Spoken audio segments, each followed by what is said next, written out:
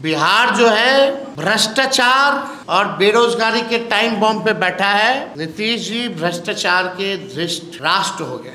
बहुत अच्छी बात है कि भाई नकल कर रहे हैं, घोषणा कर रहे हैं, प्लान तो है ही हमारे पास, लेकिन आपके पास 1 लाख करोड़ नहीं है और आपने 7 लाख करोड़ से भी अधिक की जो है बातें आपने कर दी है।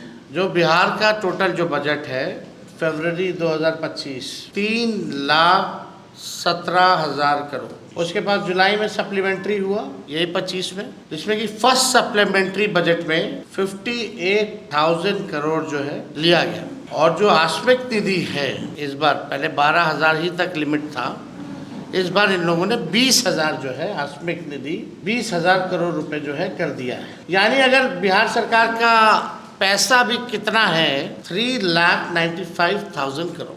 अब 3,95,000 करोड़ में से एक कमिटेड एक्सपेंडिचर होता है, यानी सैलरी वैलरी सब लोगों का देना वेना, यानी एकदम कमिटेड है, कोई योजना से मतलब नहीं, वो एकदम कमिटेड है, वो 2 लाख करोड़ है। यानी अब मान लीजिए 3,95,000 करोड़ में से 2 लाख तो कमिटेड है, यानी अब स्कीम एक्सपेंडिचर समझिए कि 1,16,000 करोड़ ही बचा। और मान लीजिए एडिशनल रिसोर्सेज भी है तो 80,000 करोड़, यानी जितना फंड जो बचा योजनाओं के लिए वो 1,95,000 करोड़ है, including previous plans and scheme. उसमें भी कई कमिटेड पैसे हैं जो स्कीम्स के लिए ऑलरेडी जो पूरे नहीं हुए हैं उसके लिए चल रहे हैं।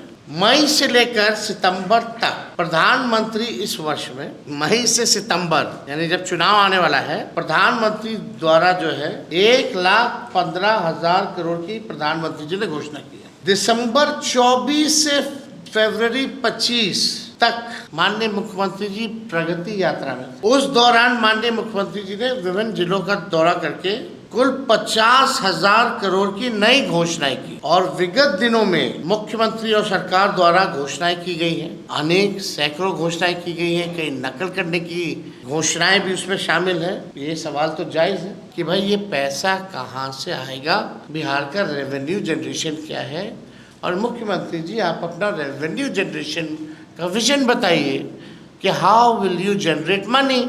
अगर आप 20 साल से मुख्यमंत्री जी और एनडीए सरकार का अगर आप देखें 10,000 रुपया दिया जा रहा है चुनाव से पहले, अगर 20 साल से 10,000 का गुना भाग करें तो मतलब है कि एक साल में केवल 500 रुपये जो इन्होंने 20 साल राज किया, मतलब हर महीने का सिर्फ 41 रुपया 66 पैसा, मतलब कि एक दिन का 1 रुपया 38 पैसा दिया है। 20 साल राज करने के बाद 1 रुपया दिया है, और ये इसी 1 रुपया से बिहार के बच्चों का वर्तमान और भविष्य खरीदना चाह रहे हैं। वर्ष 2020 में 7 निश्चय 2 में महिलाओं में उद्यमिता को बढ़ावा देने के लिए मुख्यमंत्री महिला उद्यमी योजना को स्वीकृति दी गई है। इसके तहत सभी वर्ग की महिलाओं को 5 लाख रुपए का अनुदान एवं 5 लाख रुपए तक का ब्याज मुक्त ऋण दिया जा रहा है। क्या हुआ इसका, हम जानना चाहते हैं माननीय मुख्यमंत्री जी से ही। वही है ना मुख्यमंत्री 20 साल से, तो तेजस्वी और बिहार की जनता किसी और से जवाब सुनेगी क्या? अगर नीतीश कुमार जी कैपेबल है मेरे सारे उत्तर को देने के लिए तो मैं चुनौती दिया हूँ, आकर के इसका सारा जवाब दे। देखिए जितने भ्रष्ट अधिकारी हैं वो सब चिंतित हैं कि सत्ता जाने वाली है। बीजेपी और जेडीयू से भी सबसे ज्यादा अगर कोई डरा है तो भ्रष्ट अधिकारी डरे हुए हैं। डीके छाप वाला अधिकारी सब, वो सब ज्यादा डरा हुआ है कि अब कैसे काम धंधा चलेगा। भ्रष्टाचार का आलम यह है कि पटना में सरकारी जो भवनें हैं वहाँ आप देखिएगा साफ सफाई झाड़ू पोछा के लिए, हमने ये पहले भी बोला था, बोले सरकारी भवनों के लिए साफ सफाई या झाड़ू पोछा के लिए लगभग 700 करोड़ रुपया खर्च होता है।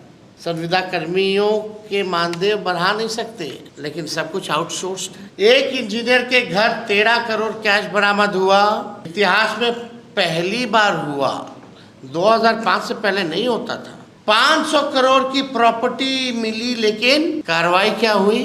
दूसरे इंजीनियर ने 12 करोड़ रुपए तो जला दिए, 100 करोड़ की प्रॉपर्टी मिली, लेकिन क्या हुआ, क्या कार्रवाई हुई? एक और इंजीनियर के यहाँ 300 करोड़ की प्रॉपर्टी मिली, लेकिन क्या कार्रवाई हुई? अभी एक हफ्ते पहले शिक्षा विभाग के अधिकारी के यहाँ करोड़ों मिले, क्या हुआ? 3 दिन पहले विद्युत विभाग के इंजीनियर के यहाँ 30 करोड़ की संपत्ति मिली, क्या हुआ, क्या कार्रवाई हुई? मंत्री और अधिकारी का तो छोड़ दीजिए, हजारों करोड़ों में है। और हम सब लोगों को जानते हैं और हमारे पास सारा भी सूची तैयार हो रहा है और ये हम लोग सार्वजनिक करने जा रहे हैं। कौन कौन अधिकारी और कौन कौन मंत्री कितना हजार करोड़ या लाख हजार करोड़ कहाँ कौन देशों में इन लोगों ने भतीजा, भाई, साला, बहनों, रिश्तेदारे संपत्ति कहाँ इन लोग बना रखे हैं, किसके किसके जरिए, ये सारा सामने आने वाला है। 2020 में इन्हीं भ्रष्ट अधिकारियों ने विपक्ष को हराया था। अब की बार जनता इनको सबक सिखाएगी और उन सभी भ्रष्ट अधिकारियों की सूची अभी मेरे पास है और अब की एक तरफा कार्रवाई नहीं होगी, क्योंकि जनता मुस्तैद है।